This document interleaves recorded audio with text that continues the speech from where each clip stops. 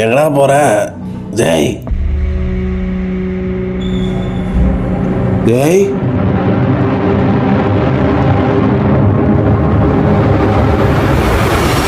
ஜெய்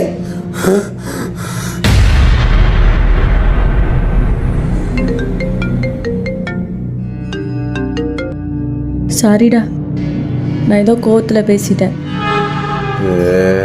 எனக்கு என்னமோ நேரில் பார்த்து பேசினா எல்லாம் சரியா போயிடும் தோணுது.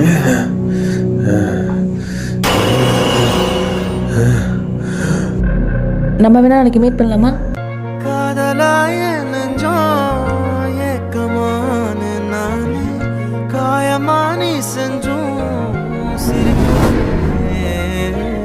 யாரடி